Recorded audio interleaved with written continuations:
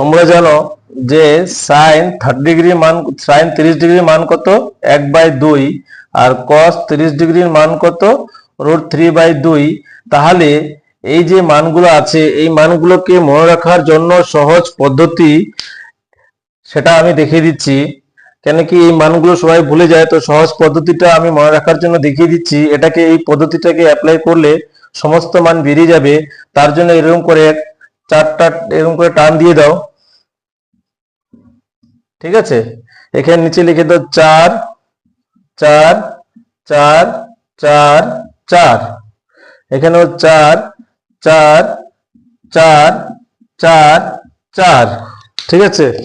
দিয়ে এখানে লিখে দাও 0 1 2 3 4, তারপরে এখানে 4 3 2 1 0, তারপরে এখানে দিয়ে দাও root root root root root, তারপরে এখানে দিয়ে দাও root root root root root.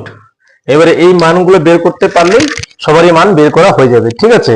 কেমন ব্যাপারটা বুঝিয়ে দিচ্ছি। এবারে দেখো, শূন্যকে যদি আমরা 4 দিয়ে ভাগ করি, মানে শূন্যকে যে কোনো সংখ্যা দিয়ে ভাগ করলে কি হবে 0, তাহলে আমরা এখানে ভাগফলটা কি পেয়ে যাব 0। 0 এর বর্গমূল কত 0, তাহলে সাইন 0 ডিগ্রি এর মান কি হয়ে গেল 0। এবারে একের বর্গমূল কত হবে 1, আর 4 এর বর্গমূল কত হবে 2, তাহলে এর মানটা আমরা কত পেয়ে গেলাম 1/2। এবারে এখানে কি 2 দিয়ে 4 কে কাটবো, 2 দুগুণে 4 হবে, এখানে 1 থাকবে, 1 এর বর্গমূল তো 1 হবে, কিন্তু 2 এর বর্গমূল কি হবে √2 হবে, তাই না। তাহলে এটা কি হয়ে গেল 1/√2। 3 এর বর্গমূল কি হবে বা 3 এর রুট কি হবে √3 হবে, আর 4 এর বর্গমূল 2 হবে, তাহলে এর মানটা কি হয়ে গেল √3/2। এবারে 4 দিয়ে 4 কে কাটলে কি পড়ে থাকে 1 পড়ে থাকে, 1 এর বর্গমূল কত 1 এর বর্গমূল হচ্ছে 1। এই যে আমরা সব মানগুলো পেয়ে গেলাম।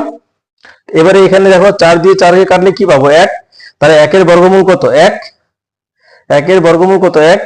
এবারে 3 এর বর্গমূল কত বা √3 এর বর্গমূল কত হবে √3, আর 4 এর বর্গমূল কি হবে 2, তাহলে এর মানটা কি হয়ে গেল √3/2।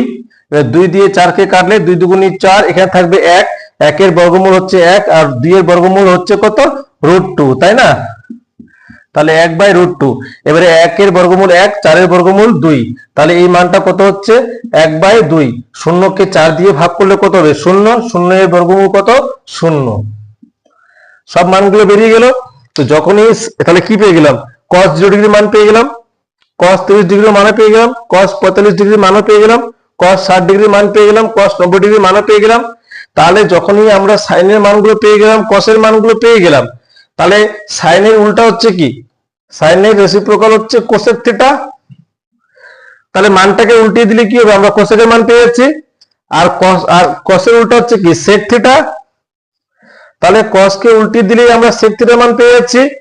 আর থাকছে কি tan এর মান, tan থিটা মানে আমরা জানি কি sin theta by cos theta.